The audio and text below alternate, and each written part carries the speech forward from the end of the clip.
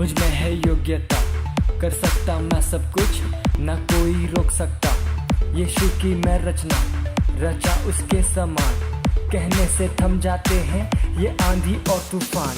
झुकाऊं आसमां ये हिलाऊं हर पहाड़ में, चलूं मैं पानी पे भी यीशु में विश्वास से। खोलूं अंधों की आंखें, भरूं मुर्दों में सांसें। सुन लो सब कान वालों मेरी हर एक बातें।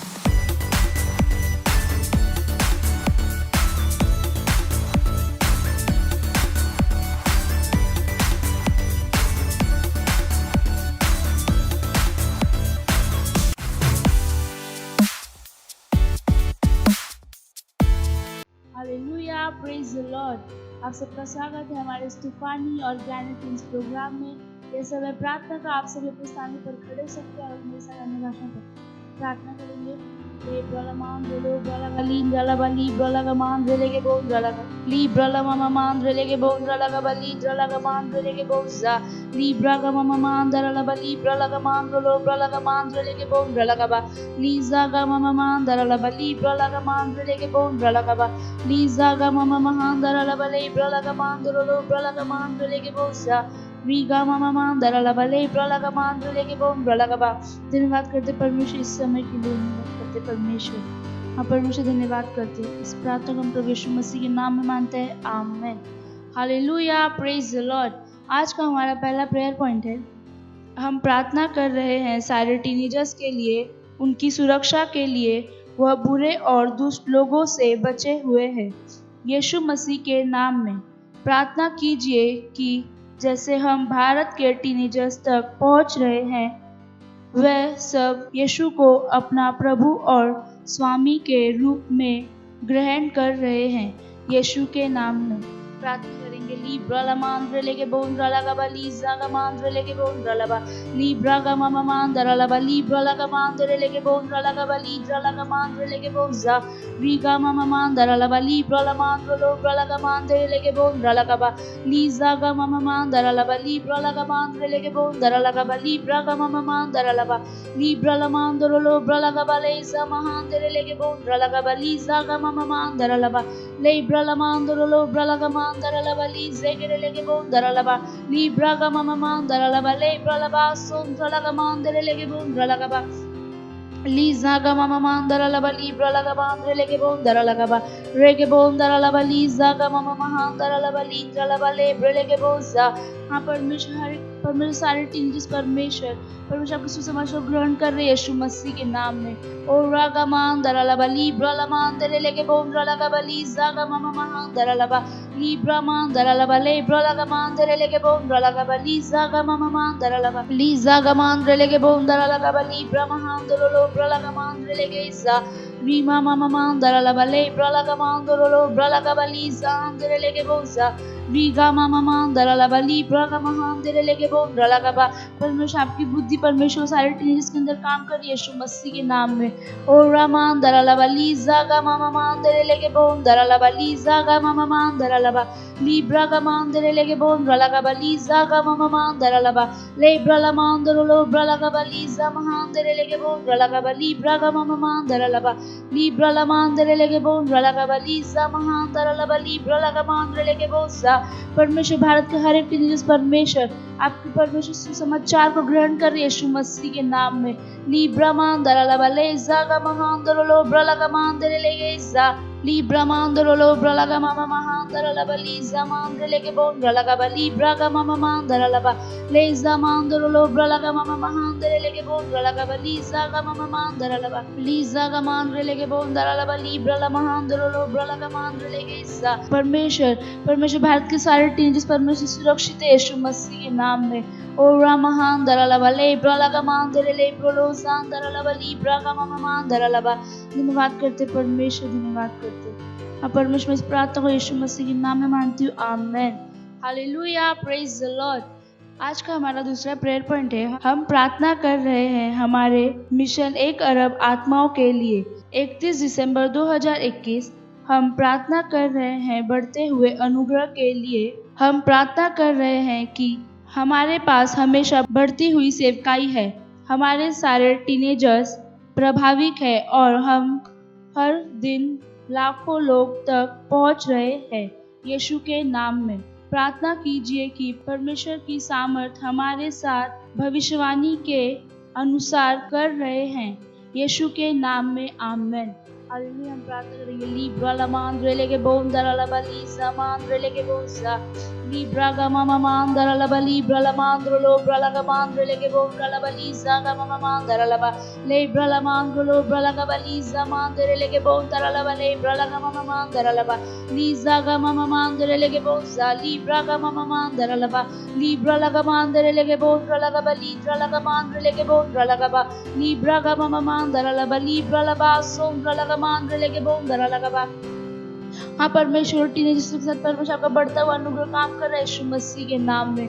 ओ रामान दरालबा लीजा गमांद्रे लेके बोम दरालबा लीब्रा लमा दरालबा लेब्रा लमांद्रे लेके बोम दरालबा लीजा गमा दरालबा लीब्रा लमांद्रो लो ब्रा लमांद्रे लेके बोम दरालबा लीजा गमा दरालबा लेब्रा लमांद्रे लेके बोम दरालबा लीजा गमा दरालबा लीब्रा लेके बोम दरालबा लीजा महांद्रे लेके बोम दरालबा लीब्रा गमा दरालबा लेजा गमांद्रे लेब्रा लबांद्रो लो ब्रा लबा लीजा महांद्रलबा लेब्रा लमांद्रे लेके बोम लीजा गमा दरालबा लीब्रा लबांद्रो लो ब्रा लमांद्रे लेके बोसा। धन्यवाद करते परमेश्वर सारे टीचर्स परमेश्वर आपको सुसमाचार को फैला रहे यीशु मसीह के नाम में। ओ रामान दरालबा लीब्रा लमांद्रे लेके बोम दरालबा लीजा गमा दरालबा लीजा गमांद्रे लेके बोम दरालबा लीब्रा लमांद्रलबा लीब्रा लमांद्रे लेके बोसा लीगा मामा दरालबा लेब्रा लमांद्रे लेके बोम दरालबा लीजा गमा दरालबा लीब्रा लमांद्रे लेके बोम दरालबा। परमेश्वर भारत के परमेश्वर हर टीचर्स परमेश्वर आपकी सेवकाई को बढ़ा रहे यीशु मसीह के नाम में। लीब्रा लमांद्रे लेके बोम दरालबा लीजा गमा दरालबा लेब्रा लमांद्रे लेब्रा लमांद्रलबा लीजा गमा लेके बोम दरालबा लीब्रा गमा दरालबा लेब्रा लमांद्रे लेके बोम दरालबा ओ रागमा दरालबा लीजा गमांद्रे लेब्रा लमांद्रो लो ब्रा लबा लीजा गमा दरालबा लीजा गमांद्रे लेके बोम दरालबा लीजा गमा दरालबा लीब्रा लबांद्रो लो ब्रा लमांद्रे लेके बोसा लीब्रा गमा दरालबा लीब्रा लमांद्रे लेके बोम दरालबा लीजा गमा दरालबा लेब्रा लमांद्रे लेके बोसा। परमेश्वर सारे टीचर्स परमेश्वर बच्चे परमेश्वर पूरी चीजों से यीशु मसीह के नाम में। ओ रागमान दरालबा लीजा गमांद्रे लेके बोम दरालबा लीब्रा गमान दरालबा लेजा मांद्रो लो ब्रा लबा लींदरालबा लेब्रा लमांद्रे लेके बोसा। धन्यवाद करते परमेश्वर हमारे टीचर्स के लिए परमेश्वर भारत के हर एक टीचर्स परमेश्वर आपकी सेवकाई में आगे बढ़ रहे यीशु मसीह के नाम में। धन्यवाद करती परमेश्वर की जीवन के लिए परमेश्वर धन्यवाद करती। हाँ परमेश्वर सारे टीचर्स पर हर एक बुरी चीजों से बचे हुए यीशु मसीह के नाम में। धन्यवाद करती परमेश्वर इस समय के लिए परमेश्वर आपका धन्यवाद करती हूँ। परमेश्वर इस प्रार्थना को प्रभु यीशु मसीह के नाम में मानती हूँ। आमेन।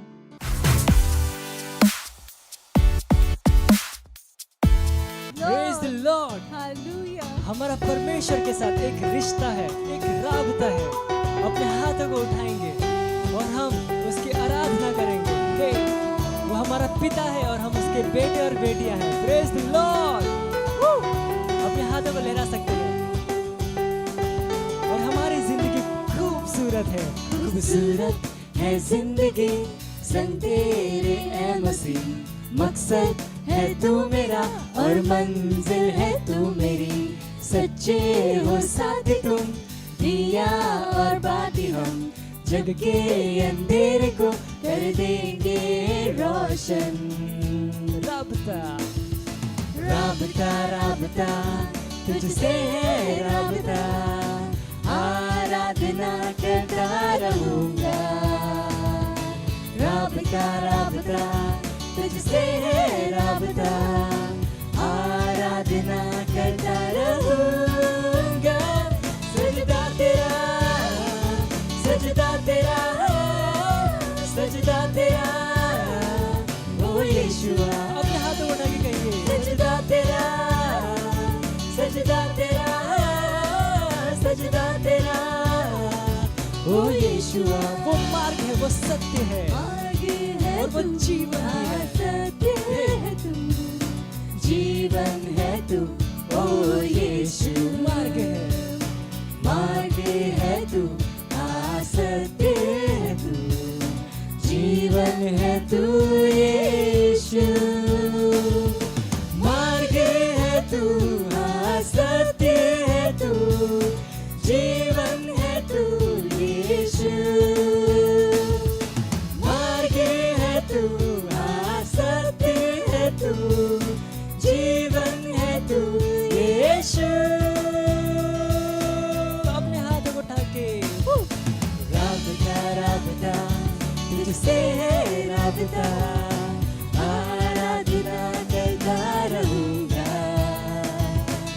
राबता राबता तुझसे है राबता, आराधना करता रहूंगा, सजदा तेरा सजदा तेरा सजदा तेरा ओ यीशुआ, सजदा तेरा सजदा तेरा सजदा तेरा ओ यीशुआ।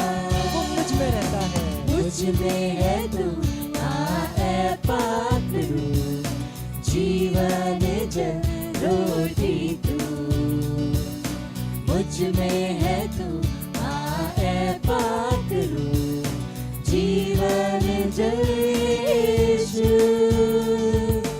मुझ में है तू, आए पकड़ू, जीवन जल रोटी तू, मुझ में है तू, आए पकड़ू, जीवन जल यीशु। राबता राबता तुझसे है राबता, आराधना करता रहूंगा। अपने हाथों में लहराइए, राबता राबता तुझसे है राबता, आराधना करता रहूंगा, सजदा तेरा सजदा तेरा सजदा तेरा ओ यीशुआ, सजदा तेरा सजदा तेरा सजदा तेरा ओ यीशुआ। वो महिमा के योग्य है, सजदा तेरा, वो हमारी आराधना के योग्य है, वो हमारी प्रशंसा की योग्य है, वो हमारा पिता और हम उसके बच्चे हैं। हमारा उसके साथ एक राबता है। Hallelujah, oh Jesus, oh Yeshua, praise the Lord, hallelujah.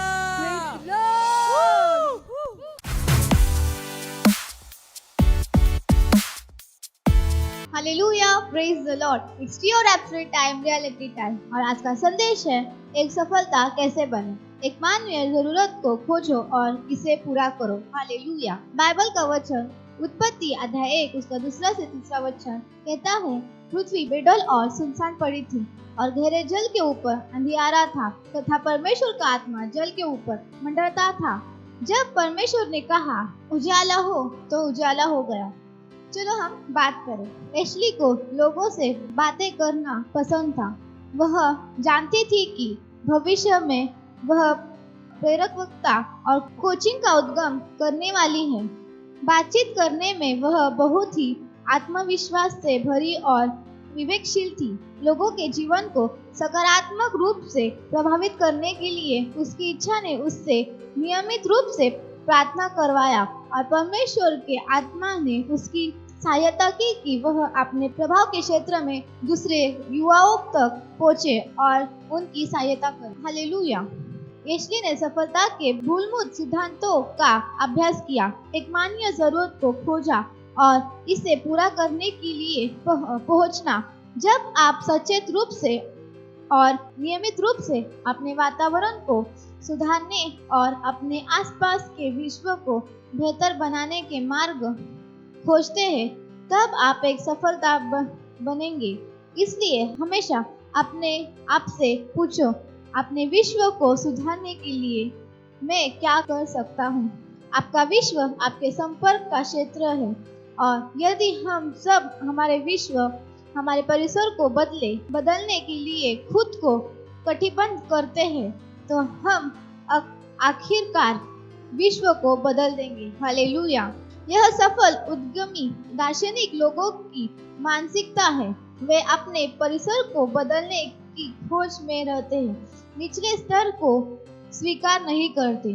परेशानी को सुलझाने वाले बनो, जो नई खोज को करेगा और उन नए विचारों और सोच को लाएगा जो कि मानवता में सुधार लाएंगे। वह दार्शनिक बनो जिससे विश्व खोज रहा है। जो भीड़ से बाहर निकलेगा वह एक जरूरत को खोजेगा और उस जरूरत को पूरा करने के लिए पहुंचेगा। हालेलुया। और गहराई में जानने के लिए आप पढ़ सकते हैं मत्ती उसका 5वां अध्याय उसका 14 से 16 वचन। ये समय है प्रार्थना का। अपने हाथों को उठाकर अपने आंखों को बंद कर मेरे पीछे कह सकते हैं, प्यारे स्वर्गीय पिता, मैं आपका धन्यवाद देती हूँ। मुझे उन दैवी विचारों को उत्पन्न करने और लागू करने का प्रोत्साहन, प्रेरणा और योग्यता देने के लिए, जो कि विश्व को एक बेहतर स्थान बनाएगा। धन्यवाद मेरे द्वारा मेरे विश्व में बदलाव लाने के लिए। यीशु के नाम में आमीन। Hallelujah, praise the Lord. और आप एक वर्ष बाइबल अध्ययन कर सकते हैं। फिलिपियो उसका 2 अध्याय उसका 1 से 18 वचन, यशायाह उसका 35वां अध्याय 27वां वचन। 2 वर्ष बाइबल अध्ययन कर सकते। तीतुस अध्याय 3 उसका 1 से 15 वचन, यिर्मयाह अध्याय 51। हालेलुया। ये समय है हमारा एक्शन पॉइंट जानने का, और हमारा आज का एक्शन पॉइंट है, उस एक वस्तु को पहचानो जो आप अपने विश्व को प्रभावित करने के लिए कर सकते हैं, और आज से इसे करना शुरू करो। Hallelujah, praise the Lord.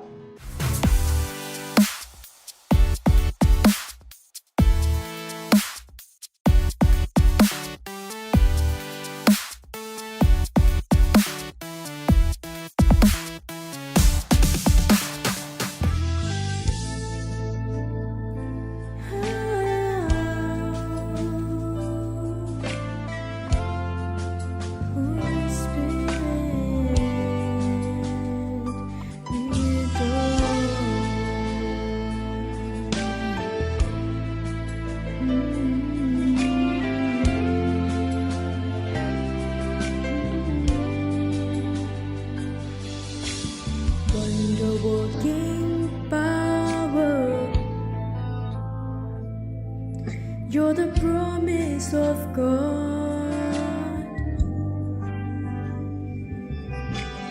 comforter and helper. You are working in me,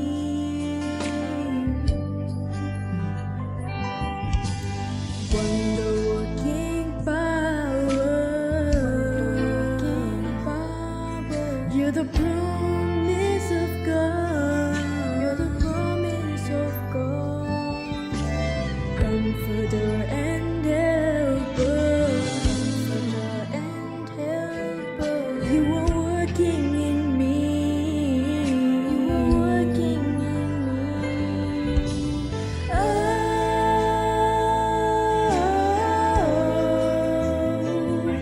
Holy Spirit, I adore you.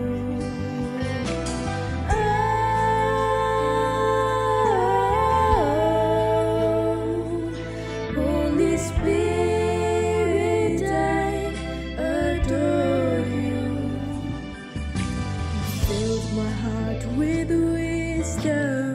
Filled my heart with wisdom. You fulfill all my dreams. You fulfill all my dreams. You're my heart desire. You inspire me to do. You inspire me to do. You fill my heart with wisdom. You fulfill all my dreams. You're my heart desire. You inspire me to do.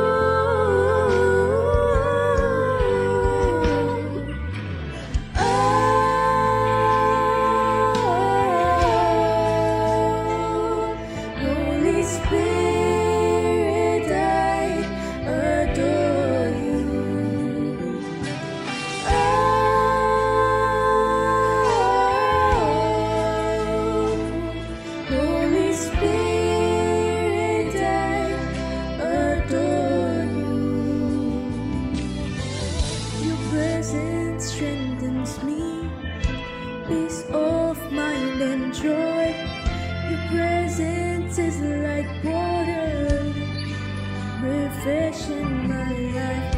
Your presence strengthens me. Peace of mind and sure. Your presence is like water, refreshing my life. Your presence strengthens me. Peace of mind and sure. Your presence is like water, refreshing my life. Your presence strengthens me. Peace of mind and joy. Your presence is like water, refreshing my life. Holy Spirit, I adore you. Holy Spirit, I adore you. Holy Spirit, I adore you.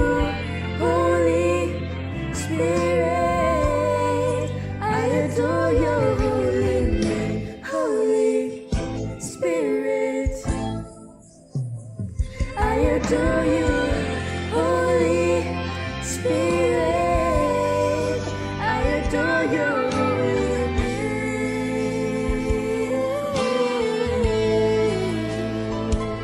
Holy Spirit, I adore you.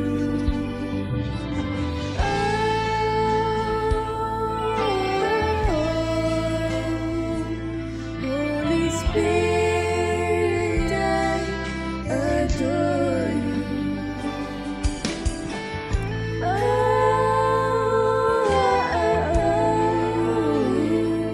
Holy Spirit, I adore you. Holy Spirit, I adore you. Holy Spirit, I adore your Holy Spirit, I adore you. Holy Spirit, I adore your holy name. Holy Spirit, I adore you.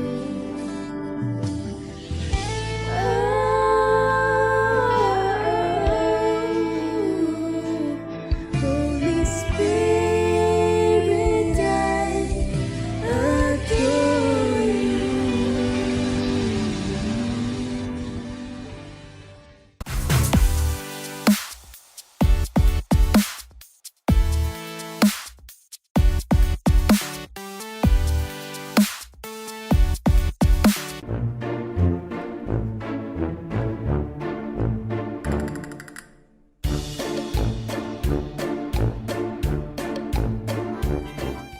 चलो भाई आज जाते हैं, मजा आया। खेलेंगे terrace पे, कोई नहीं रोकेगा हमें।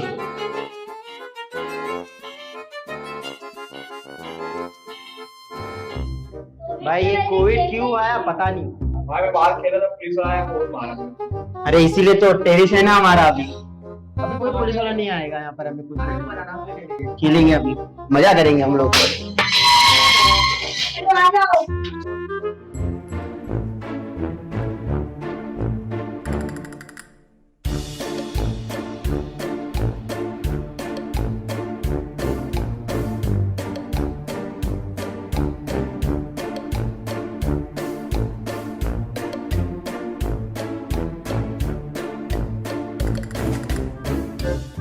तो भाई अंपायर की जरूरत है भाई।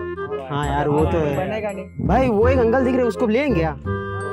अंकल, ओ अंकल सुनिए। देखिए हम लोग क्रिकेट खेल रहे हैं, एक की कमी है तो आप पूरा कर दीजिए। मैं क्या करूं? एम्पायर बन जाइए हमारे। पैसा कितना दोगे? 50 दे देंगे। 50 तो मैं दूंगा, बोलो। वड़ा पाव खा लेना आप। 50 रुपए देना। सब ने पूरा टीम मिल के। 50 दो। अरे मैं दे दूंगा, इन लोग के पास नहीं है तो। अरे भाई देखो ना यार, तो आप तो अंकल इतने बड़े हो, समझो थोड़ा। हो क्या तुम? चलो हम लोग वड़ा पाव खिला देंगे। हाँ एक एक्स्ट्रा वड़ा पाव ले लो। 50 और एक वड़ा पाव बोलो। अभी मंजूरी मंजूर है? चलो चलो चलो चलो आज। अरे चलो, अरे चलो, उड़ाइए उड़ाइए। ये भाई क्या कर रहा है, क्या कर रहा है? तू उस दिन वो मेरा 10 रुपया लिया था ना पहले, तू कितना तू मैं नहीं दूंगा, मेरे को नहीं देगा, क्यों मैं नहीं दूंगा, क्यों बाद में देगा ना पक्का। हाँ आपका कौन सा है? आपका टेस्ट। क्या बात? आप क्या लेने वाले, बैटिंग या बॉलिंग? बैटिंग नहीं है, बैटिंग। बहुत लंबा आप लगा। बॉलिंग करना। बोल दो।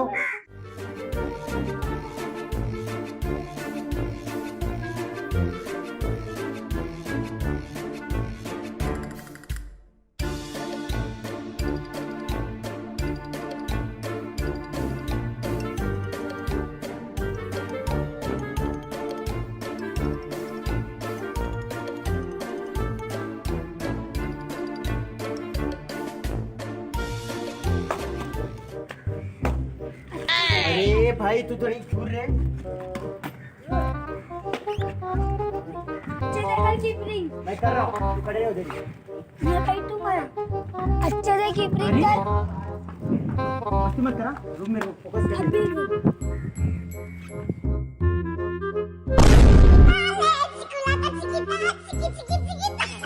Hey, nani brala, niel biro, nini na brala. Buda, buda.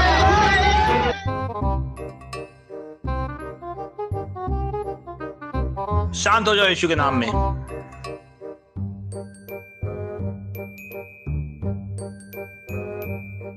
क्या हुआ आपको? अरे पता नहीं भाई क्या हुआ, एकदम मेरा सिर ना बहुत घूम रहा है। पता नहीं मैंने क्या कुछ किया क्या मैंने? आप उसको मार रहे थे? मैं क्यों मारा था उसको? पता ही- जाने दो, जान दो, चलो अरे भाई कुछ चल रहा है। पानी पी लो।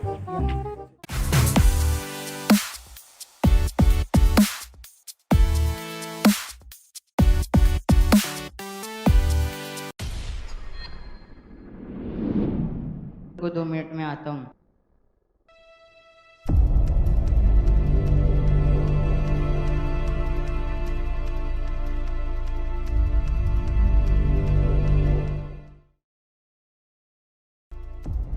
उठो रे उठो, बहुत सो लिए तुम लोग। ए उठे रूट। ए ज्यादा मच मच मत कर, डिस्टर्ब हो रहा है। ए उठना उठना। प्रेम, प्रेम, ये कहाँ पर आ गए? शायद मैं जानता हूँ कहाँ पे है। ये ज्यादा साड़ा मत बन, तू तुझे पता है किस गैंग से बात कर रहे हैं? लाला भाई इम्कानी भाई यहाँ पर तू इस गैंग में था?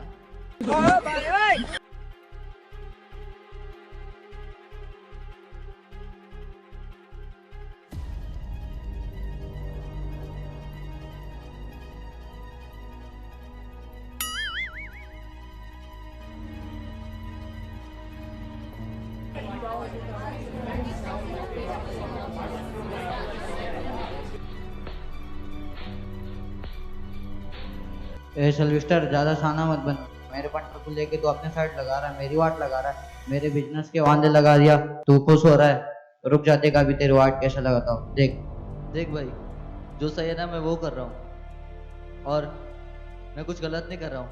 मैं उसकी मसीहत उसको बता रहा था, मैं सच्चाई बता रहा था। ये इसको पता नहीं मेरा परमेश्वर कितना महान है, नहीं पता कि वो कितना खतरनाक है। ए मेरा फोन ला। हेलो पांडे, हाँ जल्दी से इधर आ।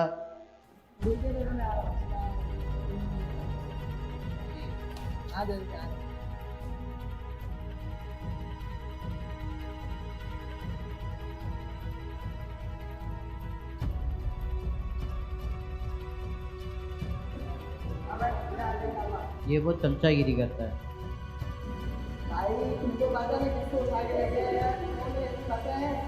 ये मेरे पार्टनर लोग को सुधार दे रहा है।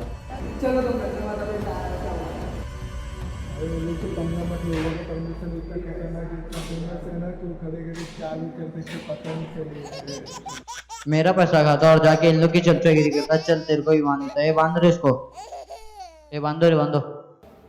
अरे गलत है, तुम लोग यार समझ लो, उन लोग का परमेश्वर तुम लोग को छोड़ेंगे नहीं। ए हाथ खोल रहे इसका।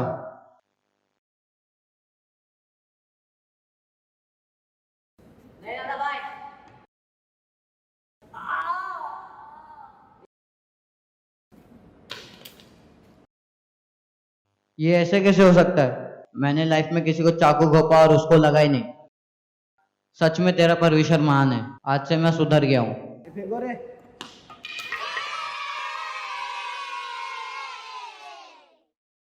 हेलो फ्रेंड्स, तो जैसे कि आप सबने देखा कि हमें सुसमाचार के साथ भी तैयारी करना है और ये साल हमारा तैयारी का है, तो हमें सुसमाचार के लिए निर्भीक रूप से खड़े होना है और सुसमाचार का प्रचार करना है निर्भीकता पूर्वक। हालेलुया।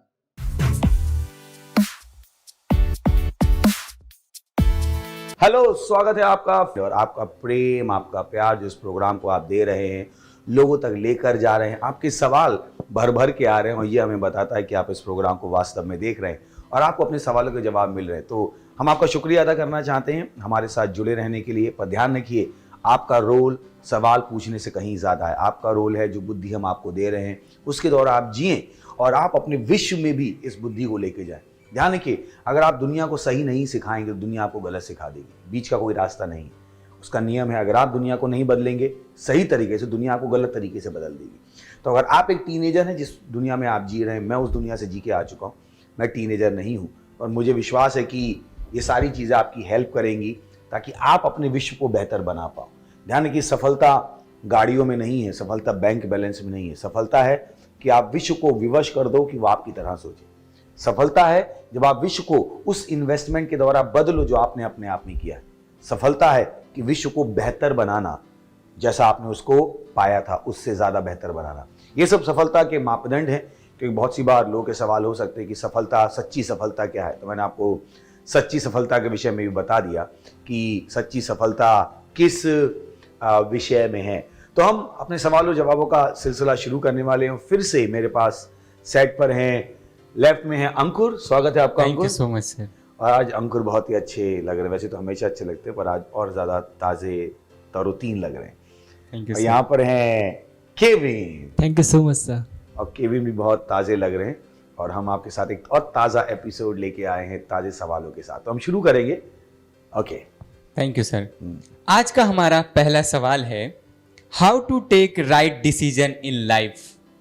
बहुत ही अच्छा सवाल है कि मैं अपने जीवन में सही निर्णयों को कैसे लूं। एक तो आपके जो सवाल होते हैं दे आर वंडरफुल। वो जो आपके सवाल हैं मुझे बहुत खुश करते हैं। मुझे नहीं पता कि आपकी उम्र में मैं भी ऐसे सवाल पूछ रहा था। तो थैंक यू अच्छे सवाल पूछने के लिए कि जीवन में सही निर्णय कैसे लें।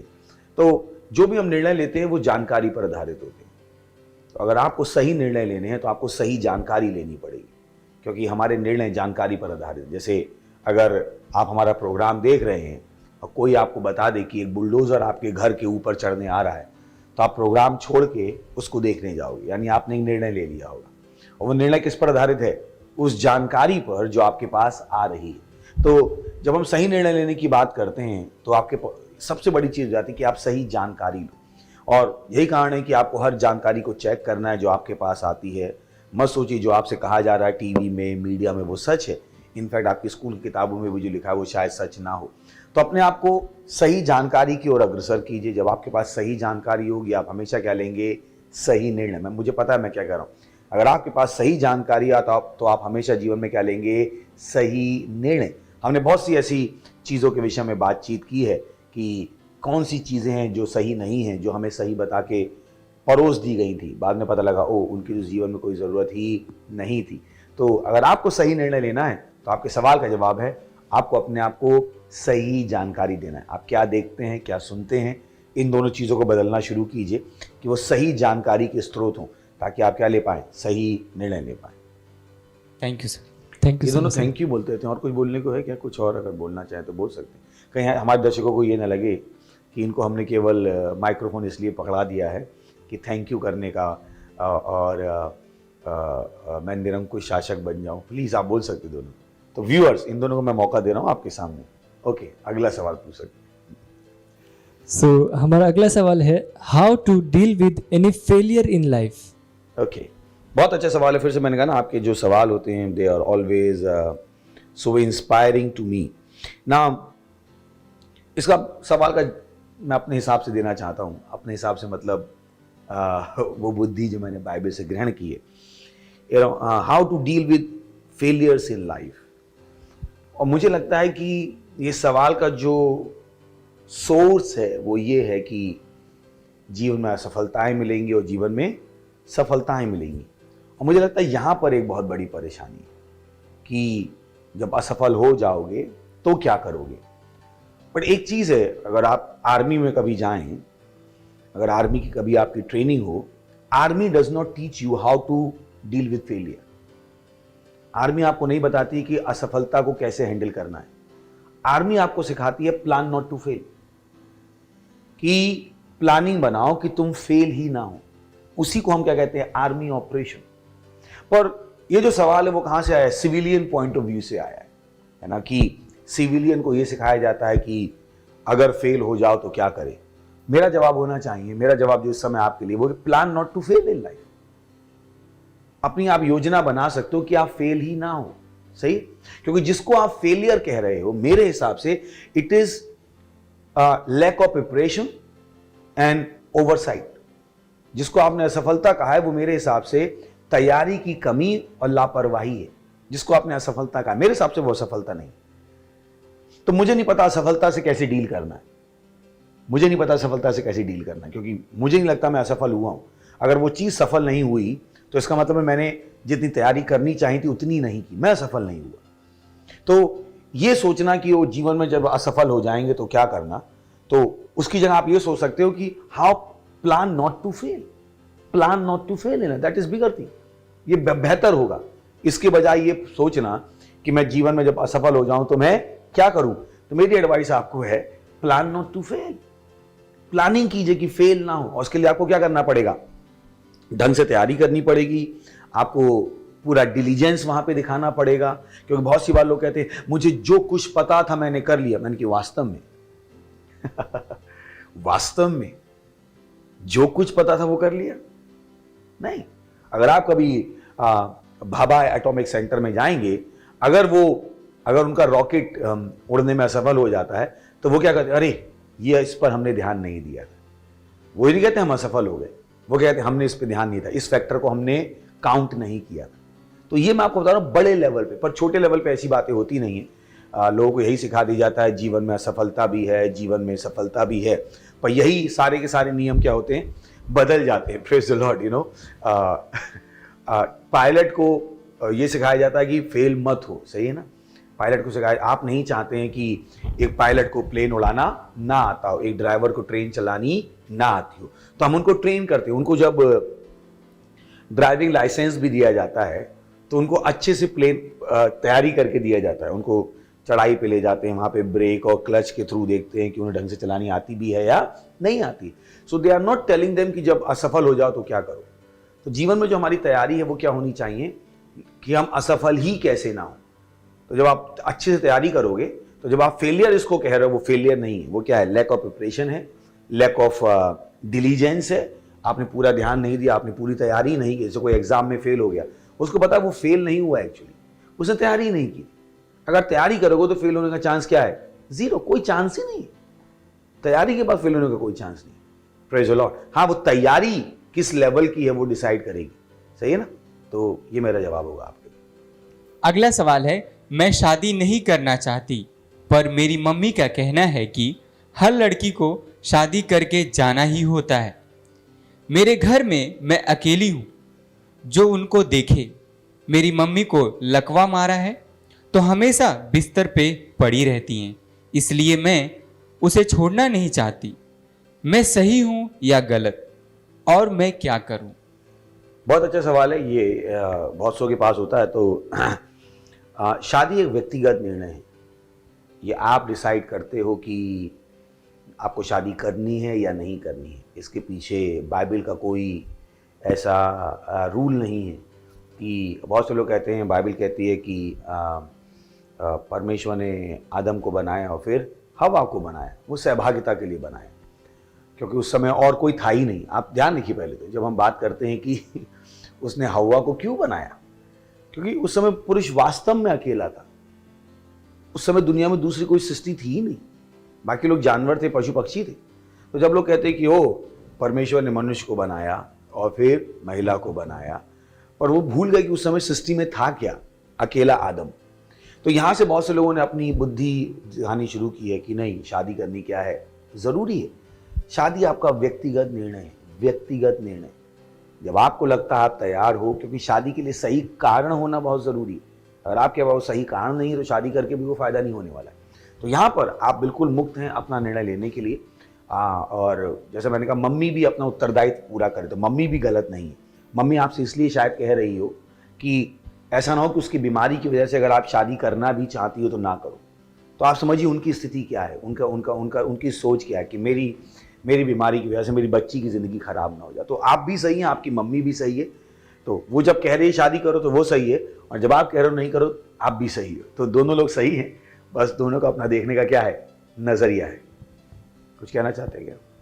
कुछ भी नहीं। आई थिंक उनकी मम्मी इसलिए भी कह रही होंगी कि हो सकता है उनको कोई बोलता हो कि आपकी लड़की बड़ी हो गई है, इसलिए करने के लिए मे बी उनको प्रेशर आता हो। मे बी ये भी कारण हो सकता है। ये भी कारण हो सकता है कि मम्मी पे प्रेशर हो कि तू अपने चक्कर में अपनी लड़की की ज़िंदगी खराब कर रही है, तू अपना सोच रही है, उसका नहीं सोच रही है। तो आप भी सही हैं, मम्मी भी सही है, समाज भी सही है, सब सही है। आप अपना निर्णय लेने के लिए क्या है, स्वतंत्र हैं। चलिए अगला सवाल। थैंक यू कुछ बोलने के लिए। Thank you. सो हमारा अगला सवाल है, हाउ टू बी हाइटेड और gate special attention in group. Again बहुत ही अच्छा सवाल है कि मैं अपनी लंबाई कैसे बढ़ाऊं और ग्रुप में स्पेशल अटेंशन कैसे पाऊं। बहुत अच्छा सवाल है। अटेंशन एक ऐसी चीज़ है जो हर इंसान को चाहिए। मैं भी चाहता हूँ परमेश्वर मुझ पर ध्यान दे, पत्नी भी चाहती है पति उस पर ध्यान दे।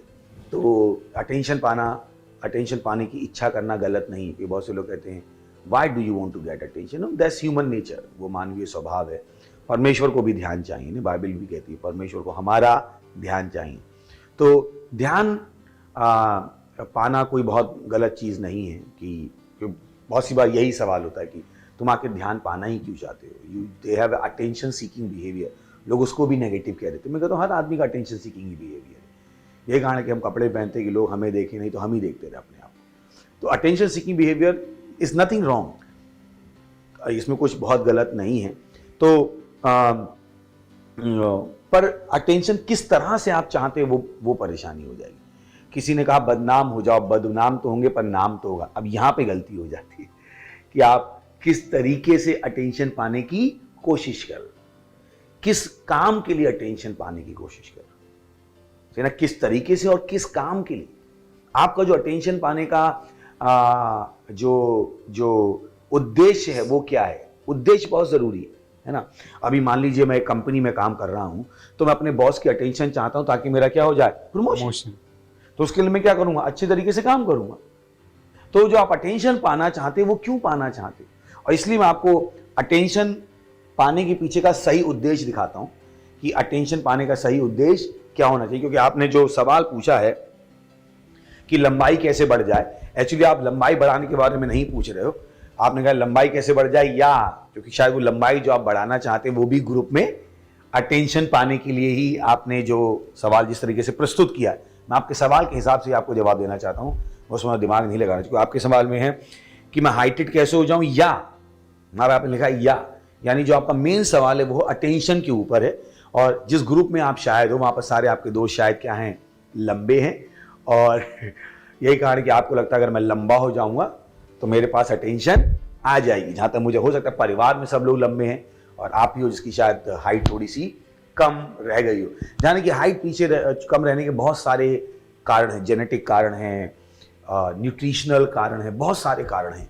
तो एक्चुअली वो आपके हाथ में है नहीं जितना आप सोचते हो। ये तो उसी तरीके से कि मैं अपने माँ बाप को कैसे बदल सकता हूँ, आप नहीं बदल सकते अपने माँ बाप। तो मैं सोचिएगा जितने वो बोलते रहते हैं बॉर्नविटा खा लो, ये खा लो, वो खा लो, हाइट बढ़ जाएगी, सब बेवकूफ़ी है। उसके पीछे जेनेटिक कारण है और न्यूट्रिशनल कारण है। और इनफैक्ट जो न्यूट्रिशनल कारण है वो है आपकी जन्म के पहले, जब आप माँ के पेट में ही थे तो क्या खा रहे थे, मतलब आप क्या खा रहे थे, क्योंकि आपकी माँ क्या खा रही थी। अब मम्मी से जाके मत लड़ने लगेगा, सही ना, मारेगी मम्मी आप। तो मम्मी से लड़ने के लिए नहीं बता रहा हूँ, केवल आपके सवाल का जवाब दे रहा हूँ, सही ना। बहुत सी बार नहीं पता होता है कि हम क्या कर सकते हैं। मैं एक बहुत अच्छी डॉक्टर को जानता हूँ, मेरी बहुत अच्छी जो दोस्त है यूएस की पढ़ी हुई हैं और एक न्यूट्रिशनिस्ट हैं। तो उनके साथ मिलके हम एक प्रोजेक्ट पे काम करती हैं जहाँ पर एक एरिया में जहाँ पर बच्चों की हाइट कम होती थी, उन्होंने वहाँ पर ये प्रोग्राम शुरू किया। और आज उस इलाके में ट्राइबल एरिया है, ट्राइबल एरिया में सब लोगों की हाइट ज्यादा होने लगी। खैर, ऑन द साइड, पर मुझे पता आपका मेन सवाल हाइट के ऊपर नहीं है, मेन सवाल किसके ऊपर है? अटेंशन के ऊपर है, सही है ना? आप लोग भी बोल सकते हैं कि मैं सवाल को सही समझ रहा हूं कि नहीं समझ रहा हूं। Yes sir. मतलब मेन सवाल हाइट के ऊपर तो नहीं है, मेन सवाल किसके ऊपर है? अटेंशन के ऊपर। तो मैंने कहा ना, अटेंशन क्यों पाना चाहते हो आप, और किस तरीके से पाना चाहते हो? परमेश्वर भी चाहता है लोग आप पे ध्यान दे। आपको क्या बात करो, चलिए देखते हैं मत्ती 5वां अध्याय 16वां वचन। ओके, लिखा है, उसी प्रकार तुम्हारा उजियाला मनुष्यों के सामने ऐसा चमके कि वे तुम्हारे भले कामों को देखकर तुम्हारे पिता की जो स्वर्ग में है बड़ाई करे। तो परमेश्वर भी चाहता है लोग आप पर ध्यान दें, पर वो किस तरह से चाहता है? कि आपके भले कामों के कारण। ये नहीं बदनाम होंगे तो नाम तो होगा, सही है? क्योंकि बहुत सी बार आज के टीनेजर्स में ये चल गया है, अरे कोई बात नहीं, every publicity is a good publicity. No, हर पब्लिसिटी अच्छी पब्लिसिटी नहीं है। तो मत मान लीजिए उन चीज़ों को, ये वो दुनिया के बनाए गए नियम है। Not every publicity is a good publicity. सोच के देखिए ना कि आपकी शादी हुई है और आपका किसी से अफेयर प्रमोट कर दिया गया है, घर पे जाके पता लगेगा every publicity is a good publicity, है ना? पता लगेगा घर पे जाके every publicity is a good publicity. आप कहोगे भाई मुझे क्यों फंसा दिया, कहाँ पे फंसा दिया? So don't believe in that, उसमें विश्वास मत कीजिएगा। तो आपके पास क्या होना चाहिए? तुम्हारा उजियाला, तुम्हारा उजियाला मनुष्यों के सामने इतना चमके भले कामों के लिए, सही? तो आप भले काम कर सकते हो, भले आपकी हाइट कम है, सही ना? सचिन तेंदुलकर की हाइट कम है, बहुत सारे बड़े बड़े लोग थे जिनकी हाइट बहुत कम है। इनफैक्ट मैं ऐसे लोगों को भी जानता हूँ जिनके दोनों हाथ कटे हुए हैं, दोनों पैर कटे हुए हैं, फिर वो कंपनियों के मालिक हैं। मैं अंधे लोगों को जानता हूँ जो कंपनी के सीईओज है। तो बात जैसे आप दिखाई देते हो उसकी नहीं है, बात किसकी है? आप क्या काम करते हो। लोग आपको आपके कामों से जानेंगे, ना कि आपकी सुंदरता से। सुंदरता जब खत्म हो गई तो खत्म हो गई, क्योंकि आदमी दिख तो रहा नहीं है, सही है ना? पर आपके काम जिंदगी भर बने रहेंगे। तो अपने कामों को आप अच्छा कर सकते हो और आपको बहुत अच्छा ध्यान मिलेगा, ना केवल दोस्तों का, शायद पूरी दुनिया का मिलने लगे। That's good, isn't it? Okay, अगला सवाल। अगला सवाल है, मसीहत में नए जन्मे होकर क्या हमें धर्म प्रमाण पत्र बदलना चाहिए या फिर ये जरूरी नहीं? चलिए वचन पढ़ते हैं, यूहन्ना 3 अध्याय 16वां वचन। क्योंकि परमेश्वर ने जगत से ऐसा प्रेम रखा कि उसने अपना एक लौता पुत्र दे दिया, ताकि जो कोई उस पर विश्वास करे वह नष्ट ना हो परंतु अनंत जीवन पाए। मुझे विश्वास मैं आपके सवाल का जवाब दे पा रहा हूं। यहाँ पे क्या लिखा है? परमेश्वर ने जगत से ऐसा प्रेम किया कि उसने अपना इकलौता पुत्र दे दिया, ताकि जो कोई उस पर विश्वास करे वह नष्ट ना हो परंतु अनंत जीवन पाए। तो आपने जो पाया है वो क्या पाया है? अनंत जीवन, ना कि अनंत धर्म। सुन रहे हैं? हाँ, तो आप कहोगे कि क्या करूं मैं? उस धर्म जो मेरा अभी का धर्म प्रमाण पत्र, उसका क्या करूं? उसको रहने दो, पर उसको यूज मत करो, सही है? अब आप किसको इस्तेमाल करो? अपनी मसीहत को, यीशु मसीह के नाम को, पवित्र आत्मा की सामर्थ्य को। उस धर्म प्रमाण पत्र के बेस पर नौकरी लेने की कोशिश मत करो। उस धर्म प्रमाण पत्र के नाम पर अपने आप को जो भी है, जिसको उसके फायदे हैं, वो लेने की कोशिश मत करो, क्योंकि अब आप कहां के? उस स्वर्गीय राज्य के हो। आपके पास जो आशीषें हैं वो उस धर्म प्रमाण पत्र की आशीषों से कहीं ज्यादा है। ध्यान रखिए, बाइबल कहती है उसने हमें मसीह में सारी आत्मिक आशीषों से आशीष कर दिया। तो आपका धर्म आपको जो सो कॉल्ड बेनिफिट दे पा रहा है, आपकी जाति, अनुसूचित जनजाति या किसी भी वजह से, उससे कहीं ज्यादा किस में मिल गया? आपको अनंत जीवन में मिल गया, आपको सारी आशीषें मिल गई। समझा पाया मैं अपनी बात? तो आपको उस धर्म प्रमाण पत्र को बदलने की जरूरत नहीं है, पर उसी के साथ उसको इस्तेमाल करने की भी जरूरत नहीं है, ताकि आप बड़ी आशीषों में जा सको। ध्यान रखिए, बाइबल कहती है अनुग्रह से हमारा उद्धार हुआ, ना कि कामों से। तो हमें उसकी जरूरत नहीं है, क्योंकि अब हमारे पास क्या है? हम एक यीशु मसीह के साथ क्या है? संगी वारिस हैं। Praise the Lord, hallelujah. हम सारे विश्व के स्वामी हैं, हालेलुया। तो मैं क्यों 5 रुपए के चावल के लिए लाइन लगाऊं? मैं नहीं लगाना चाहता। मैं क्यों 5 रुपए के चावल का बेनिफिट लूं? नहीं। बाइबल कहती है स्वर्ग के पक्षियों को देखो, ना तो वो बोते हैं ना वो काटते हैं, फिर भी तुम्हारा स्वर्गीय पिता उन्हें खिलाता है। तो अगर स्वर्गीय पिता उन्हें अच्छा खाना खिला सकता है, तो मैं क्यों वो धर्म प्रमाण पत्र के नाम पे 5 रुपए का घटिया चावल के लिए लाइन में लगूं? नहीं लगना है मुझे। मैं अपने उस अधिकार को इस्तेमाल करना चाहता हूं, उस विरासत को इस्तेमाल करना चाहता हूं जो परमेश्वर से मैंने ग्रहण की है। सही है? Thank you. सो हमारा अगला सवाल है, क्या महिला कलीसिया की पास्टर हो सकती है? बाइबल इसके विषय में क्या कहती है? ओके, अगर आप ये सवाल पूछें क्या महिला देश की प्रधानमंत्री हो सकती है, तो मुझे विश्वास है आप नहीं पूछना चाहोगे आज की दुनिया में, क्योंकि ये जो आपका सवाल है ये शायद आपकी गलती नहीं, अगर आप टीनेजर हो, ये कहीं ना कहीं मेल डोमिनेंट सोसाइटी से आया है। वो वो हमेशा बताना चाहते हैं कि नहीं, ये काम महिलाएं नहीं कर सकती, वो काम महिलाएं नहीं कर सकती, और इसी भावना से प्रेरित होकर उन्होंने क्या कहा है कि महिलाओं को चर्च की पास्टर नहीं होना चाहिए। तो चलिए हम कुछ वचनों को पढ़ते हैं, और पहला है उसमें 1 तिमुथियुस 2 अध्याय 11वां और 12वां वचन। ओके। और स्त्री को चुपचाप पूरी अधीनता में सीखना चाहिए, और मैं कहता हूं कि स्त्री ना उपदेश करे और ना पुरुष पर आज्ञा चलाए, परंतु चुपचाप रहे।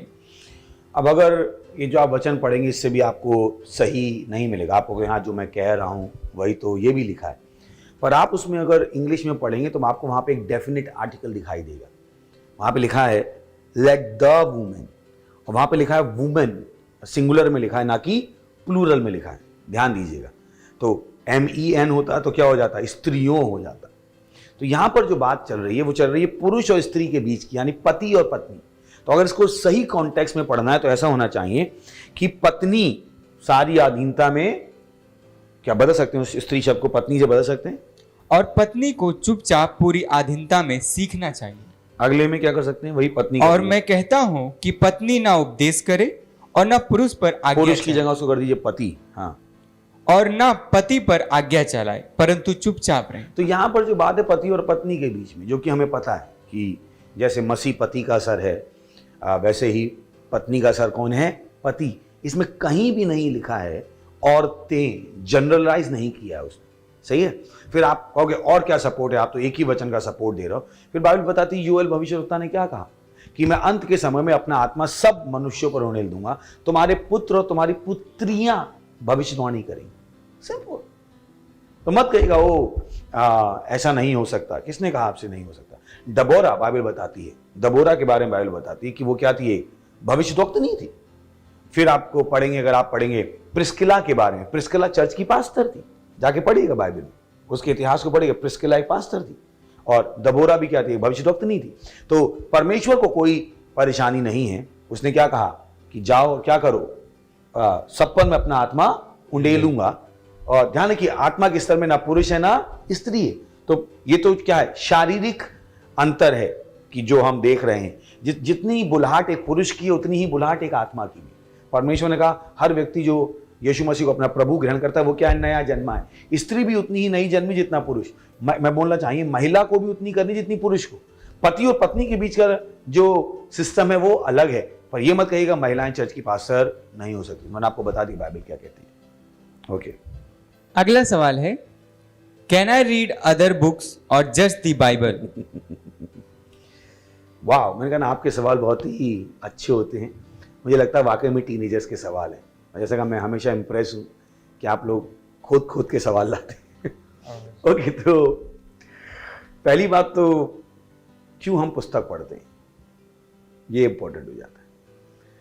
हम पुस्तक पढ़ते ही किस लिए, हम पुस्तक किसके लिए पढ़ते हैं, जानकारी के लिए, सीखने के लिए। तो अब आपको समझ में आना शुरू हो गया कि मैं किस दिशा में जाने की कोशिश कर रहा हूं। तो आप किसी भी पुस्तक को पढ़ सकते हो, पर विश्वास मत कीजिए हर पुस्तक में जो कोई लिखा हुआ है।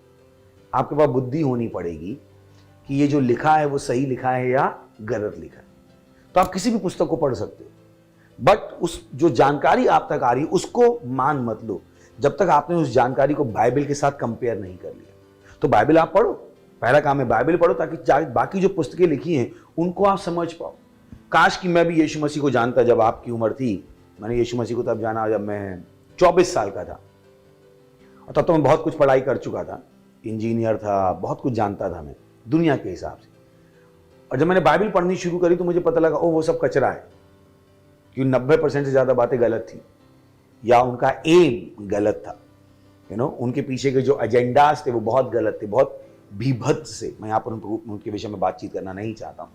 तो आप हर पुस्तक पढ़ सकते हो, पर हर पुस्तक से सीख नहीं सकते, हर पुस्तक के द्वारा चल नहीं सकते। याद है पहला सवाल जो किसी ने पूछा था कि मैं सही निर्णय कैसे लूँ? सही निर्णय किस पर आधारित होंगे? सही जानकारी।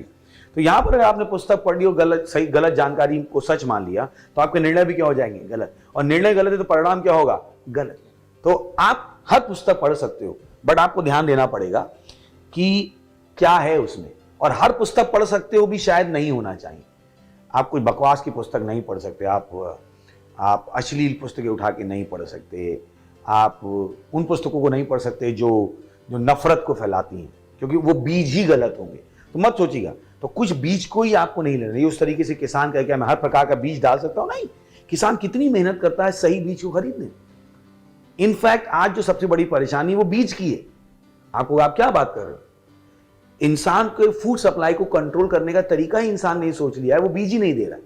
अगर आज आप बहुत से फल देखें, उनके अंदर बीज भी नहीं, वो बिना बीज का फल ला रहे। लोग खुश हैं कि ओ बिना बीज का फल है। आपको नहीं पता वो आपकी फूड सप्लाई कंट्रोल कर रहे हैं, क्योंकि मनुष्य स्वार्थी है। अगर उसने आपको बीज का फल दे दिया तो आप उस बीज से अपने लिए फल उगा लो। और मनुष्य स्वार्थी है, मनुष्य को फूड सप्लाई पर कंट्रोल करना है, तो वो चाहता ही नहीं आपको बीज दे। तो आपको जब भी सप्लाई चाहिए आपको उसी इंसान के पास जाना पड़ेगा। Praise the Lord, hallelujah. तो आप समझा बात मैं क्या कह रहा हूं?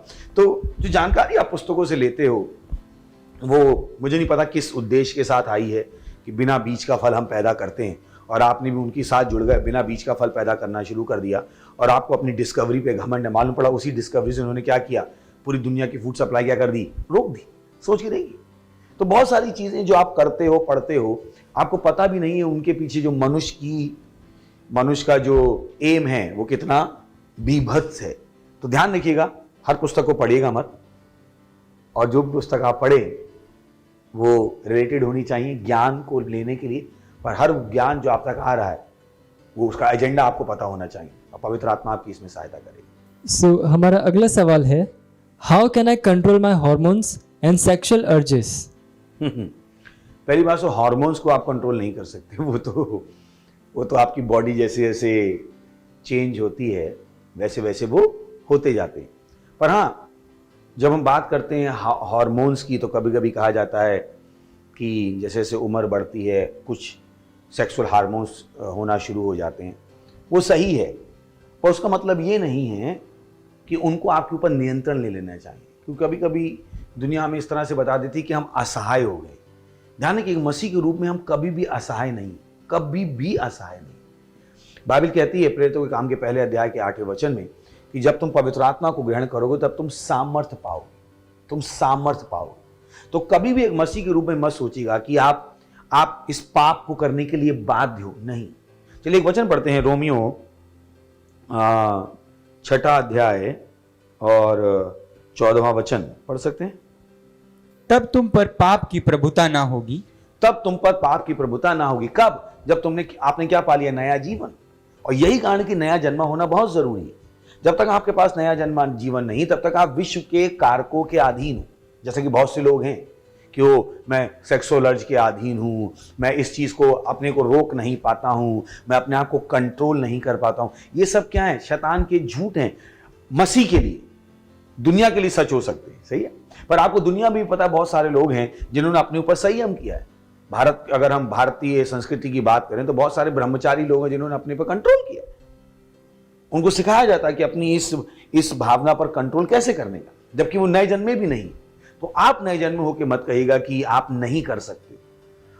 उसके सामने असहाय मत बन जाएगा, लाचार मत बन जाएगा, बेचारे मत बन जाएगा। ओ मैं क्या करूं? नहीं, पाप की आपके ऊपर कोई भी प्रभुता नहीं है। आप उसको ना कह सकते हो यीशु मसीह के नाम में।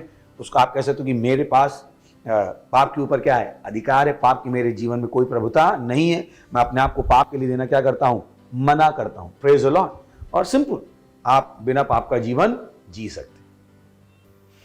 Why most of our education syllabus is not practical or useful in life? Okay, तो पहली बात तो मैं सवाल से सहमत नहीं, है ना, कि मैंने बार बार कहा है सिस्टम में परेशानी नहीं है, सिस्टम को चलाने वालों में परेशानी। तो मत सोचिएगा एजुकेशन सिस्टम में परेशानी। जो कुछ आज हमारे पास है वो इसी एजुकेशन सिस्टम से आया। तो मुझे लगता है कि इसकी ओवर द हाइप बुराई करना सही होगा, क्योंकि हमारे एजुकेशन सिस्टम ने हमें बहुत सारी अच्छी चीज़ें दी हैं। कुछ हो सकती हैं 10-20% में बदलाव की ज़रूरत है। तो मत कहेगा कि वो यूज़फुल नहीं है, प्रैक्टिकल नहीं है। ये जो सवाल एजुकेशन सिस्टम हमें सवाल पूछना सिखाता है, वो बात अलग है कि टीचर जो सिस्टम को चलाते हैं वो सवाल पूछने नहीं देते। पर सिस्टम अपने आप सवाल पूछने को उत्साहित करता है, पहली अच्छी चीज़। दूसरा, आप जब आप सिस्टम में जाते हो तो आप बड़ों की इज्जत करना सीखते हो कि बड़े क्या बोल रहे हैं उसको सुनना सीखते हो। तीसरा, आप अपने दिमाग को प्रेशर डालते हो चीज़ों को रिटेन करने के लिए। तो एजुकेशन सिस्टम से मैं आपको हज़ारों फायदे गिना सकता हूं। तो मत कहिएगा वो प्रैक्टिकल नहीं और यूजफुल नहीं, बिल्कुल भी ऐसा नहीं। हाँ, कुछ चीज़ें हो सकती हैं। 2+2 4 आपको एजुकेशन सिस्टम ने सिखाया। ए फॉर एप्पल आपको एजुकेशन सिस्टम ने सिखाया। आज जो आप चला रहे हो मोबाइल या बना भी पा रहे हो, ये सारी लैंग्वेज आपने कहाँ से सीखी? C++, जावा, ओरेकल, जो भी आपने सीखी वो किससे सीखी? एजुकेशन सिस्टम से सीखी। तो एजुकेशन सिस्टम को, क्योंकि ये क्या है, कहीं ना कहीं विद्रोह, तो बच्चे जब पढ़ भी रहे होते तो विद्रोह की भावना से पढ़ रहे होते, तो बचपन से उनको विद्रोही बना दिया जाता है। मैं कहता हूं ये कौन सा तरीका है? तो एजुकेशन सिस्टम के साथ मत लड़िए। एजुकेशन सिस्टम में बहुत सारी अच्छी चीजें, अच्छी चीजों को निकाल लीजिए और आगे बढ़ते रहिए। तो उस तरीके से अगर आप किसान हो और आपकी फसल आ गई हो, आप कटाई के लिए जाओ, तो आप क्या करोगे? अगर उसमें झाड़ आ गया उसको आप निकालते जाओगे और अपनी फसल को करते जाओगे। तो एजुकेशन सिस्टम में अगर आपको गलतियां मिलती भी हैं, जो मुझे नहीं लगता बहुत सारी हैं, कुछ को छोड़ के, आप क्या कर दो, उन गलतियों को छोड़ दो और अच्छी चीजों को लेके आगे बढ़ते जाओ। तो मत कहिएगा कि वो प्रैक्टिकल नहीं है, यूजफुल नहीं है, बहुत ज्यादा यूजफुल है अगर आप देख पाओ। बस वही है कि हमने उनको फॉलो नहीं किया। जैसे हम जब छोटी कक्षाओं में थे, भारत की बात कर लेते, 5th स्टैंडर्ड तक, तो हमसे कहा गया कि कचरा तुम्हें कॉरिडोर में पड़ा मिले उसको उठा के कचरे के डब्बे में डाल दो। सही है, पर यही सिस्टम हमने जब कॉलेज में चले गए बंद कर दिया। सोच के देखिए, तो अच्छा सिस्टम शुरू किया था, पर क्योंकि उस सिस्टम के पीछे की खूबसूरती नहीं पता थी, हमने उसको फॉलो अप नहीं किया। तो हमने 5th तक बच्चों को सिखाया कचरा मिले डाल दो। 5th में मुझे पता हम सब झाड़ू लेके ग्राउंड में जाते थे, कचरा उठाते नहीं था। Yes sir. ये दोनों पता नहीं स्कूल गए क्या दोनों? यस सर, कचरा ही उठाते थे। ऐसा कौन है जो कचरा उठा के नहीं आया स्कूल में? स्कूल में दिन होते थे कि जाओ कचरा उठाओ। हाँ, आफ्टर जैसे लंच होता है, लंच के बाद सारे बच्चे खाए रहते तो इधर उधर फेंके रहते। तो जब लंच के बाद जो टीचर आता है वो जाके बोलता है कि जितना कचरा है तो इकट्ठा। तो पर कॉलेज में बच्चे को लगना अरे नहीं अब तो हम खा के यूं ही फेंक सकते हैं, ये परेशानी हुई। तो प्रैक्टिकल है, यूजफुल है। सोचिए देखिए, अब वही हम स्वच्छ भारत अभियान के थ्रू करने की कोशिश कर रहे हैं, जो हम एजुकेशन सिस्टम से अचीव कर सकते थे। आज हम उन्हें सिखाना पड़ रहा है, थूको मत, ये मत करो। क्यों? क्योंकि हमने 5th तक उन्हें अच्छी चीजें सिखाई, उसके बाद उनका फॉलो अप नहीं किया। तो मत कहिए प्रैक्टिकल नहीं, यूजफुल नहीं। बहुत सारी चीजें जो प्रैक्टिकल और यूजफुल हैं, बट वही है सिस्टम को जो चला रहे हैं, अगर उनके पास बुद्धि हो तो, कि ये चीजें हमने क्यों करनी शुरू की थी और उनको कैसे फॉलो अप करना था। मुझे विश्वास है मैं आपके सवाल का जवाब दे पा रहा हूँ। Okay, yes sir.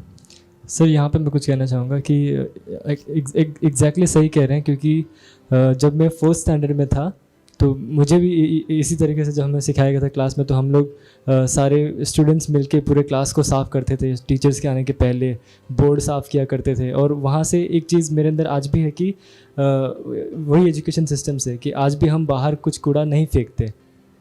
तो ये वहीं से आई है जो हम आज भी फॉलो कर रहे हैं। और बहुत सारे लोग हैं जो नहीं कर रहे हैं, वहाँ पे जैसा आपने कहा कि उनका फॉलोअप नहीं लिया गया। तो कुछ बच्चे ऐसे होते हैं कि अभी हो गए हैं कि मतलब अरे साफ़ सफाई करे क्या होगा, किसका भला होगा, यानी कि दूसरों की चीज़ों पे वो उतना ध्यान नहीं देते। वो कहते हैं हाँ। सो मत कहिएगा एजुकेशन सिस्टम में परेशानी है और अपने अंदर विद्रोह भर लीजिएगा और पढ़ाई लिखाई से मना कर दीजिएगा, ऐसा बिल्कुल भी मत कीजिएगा। चलिए अगले सवाल पर जाते हैं, शायद हमारा आज का आखिरी सवाल है। ओके, हाँ, हमारा आखिरी सवाल है, लोगों को हम कैसे समझाएं कि मसीहत एक धर्म नहीं है? ब्यूटीफुल। तो हम लोगों को कैसे समझाएं कि मसीहत एक धर्म नहीं? बिल्कुल मत समझाइए। आपको क्या बात कर रहे हो, फिर कैसे काम चलेगा? बिल्कुल भी मत समझाइए, क्योंकि आपके समझाने से वो समझने वाले नहीं। फिर मैं क्या करूं? सिंपल, प्रार्थना कीजिए। बाइबल कहती है इस विश्व के ईश्वर ने उनकी आंखें क्या कर दी हैं? अंधी कर दी। बाइबल कहती है अगर हमारा सुसमाचार छुपा हुआ है तो उन्हीं से छुपा हुआ है जो नष्ट होने वाले। और बाइबल कहती है प्रार्थना के द्वारा क्या करो? उस पर्दे को हटा दो। अगर आप प्रार्थना करके उस पर्दे को नहीं हटाओगे, उन्हें कुछ भी समझ में आने वाला नहीं। और इसका एक बहुत ही प्रैक्टिकल एग्जाम्पल है बाइबल में। जब यीशु मसीह क्रूस पर जाने वाला था तो उसने बहुत ही इंपॉर्टेंट सवाल अपने चेलों से पूछा, जो आपके इस सवाल से मैच करता है। यीशु मसीह ने अपने चेलों से पूछा कि मैं कौन हूं? तुम क्या कहते हो मैं कौन हूं? तो लोगों ने जवाब देना शुरू किया चेलों ने। कोई कहता है तुम राजा हो, कोई कहता है तुम ये हो, कोई कहता है तुम ये हो। तो यीशु मसीह को लगा कि अभी तक ये लोग ढंग से सवाल नहीं समझे। तो यीशु मसीह ने कहा तुम बताओ मैं कौन हूं? तो पतरस ने जवाब दिया कि तुम क्या हो? यू आर दी क्राइस्ट, तुम क्या हो? मसीहा हो, मसीहा हो। और उसके बाद जो यीशु मसीह का जवाब था उस पर मैं आपका ध्यान लेके जाता हूं। पढ़ सकते हैं वचन। यीशु ने उसको उत्तर दिया, हे शमौन योना के पुत्र, तू धन्य है, क्योंकि मांस और लहू ने नहीं परंतु मेरे पिता ने जो स्वर्ग में है यह बात तुझ पर प्रकट की है। तो आप देखते हैं क्योंकि मांस और लहू ने नहीं, तो आपके समझाने से कोई नहीं समझेगा, क्योंकि आप समझाने की कोशिश करो मांस और लहू से। ये बात केवल पवित्र आत्मा के द्वारा ही कोई व्यक्ति मान सकता है या जान सकता है कि यीशु मसीह क्या है, प्रभु है, और मसीहा धर्म नहीं। यही कारण कि हम धर्म नहीं, क्योंकि हम मनुष्य की ठग की विद्या और चतुराई की बातों पर निर्भर ही नहीं, क्योंकि हमें पता है इससे कुछ होने वाला नहीं है जब तक पवित्र आत्मा हमारी सहायता ना करे। यही कारण कि हम प्रार्थना करते हैं कि पवित्र आत्मा उनको पाप, न्याय और धर्म के विषय में क्या कर रहा है? निरुत्तर कर रहा है। पवित्र आत्मा उनको यीशु मसीह की सच्चाई को दिखा रहा है। ये वो प्रार्थनाएं हैं जिससे आप लोगों को बता पाएंगे कि मसीहत एक धर्म नहीं। सही है? तो मुझे विश्वास है कि हम आपके सवालों के उचित उत्तर दे पाए, और उसके बाद भी अगर आप संतुष्ट नहीं है, हमारे नंबर स्क्रीन पर हैं, हमें आपसे दोबारा बातचीत करके आपको और समझाने में कोई भी तकलीफ नहीं होगी। बने रहिएगा इस प्रोग्राम में, बहुत सारी चीजें अभी भी बाकी हैं। आज के लिए हम आपसे विदा लेना चाहेंगे। अपने सवाल भेजते रहिए, इस प्रोग्राम को दूसरों को दिखाते रहिए। Thank you very much, God bless you, bye bye.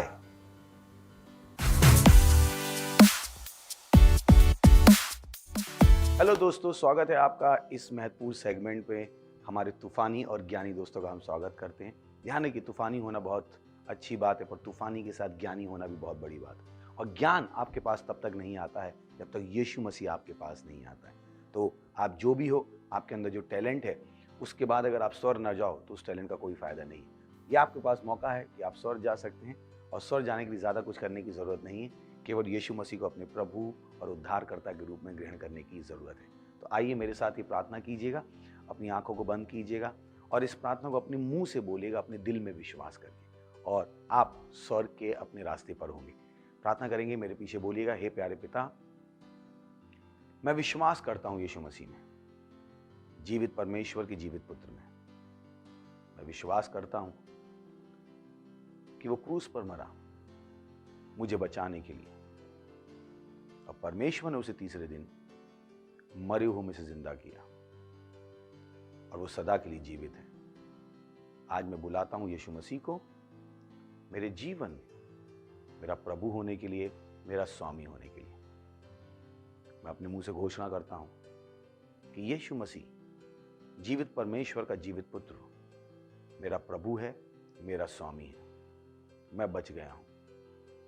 मैं विश्वास के द्वारा अपने अंदर अनंत जीवन को ग्रहण करता हूं।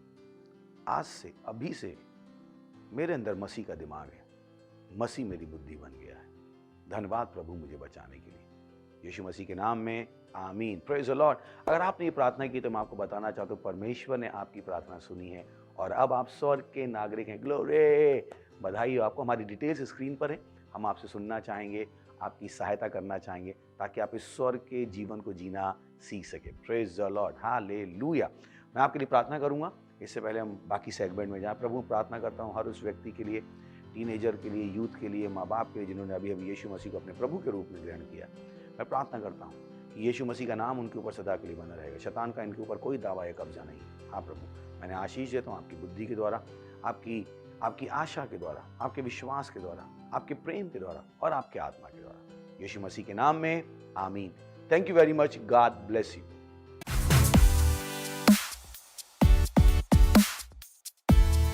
हेलो तूफानी और ज्ञानी दोस्तों, मैं आपको तूफानी और ज्ञानी क्यों कह रहा हूँ? क्योंकि पहले केवल आप तूफानी थे, यीशु को ग्रहण करने के बाद आप ज्ञानी भी हो गए। Praise the Lord. तो ये और समय है कि हम परमेश्वर की आराधना करें, परमेश्वर की स्तुति करें अपनी भेंट के द्वारा। ये बहुत ज़रूरी है।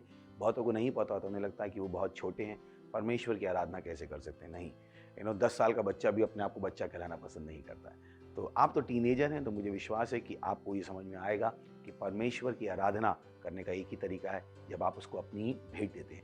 तो ये भेंट देने का समय, हमारी डिटेल्स स्क्रीन पर हैं, और अगर आप सेंटर में तो वहाँ आप फिजिकली अपनी भेंट दे सकते हैं। Praise the Lord. हम अपनी क्वायर का स्वागत करेंगे और इस बीच में आप अपनी भेंट दे सकते हैं। Thank you very much, God bless you. Praise the Lord.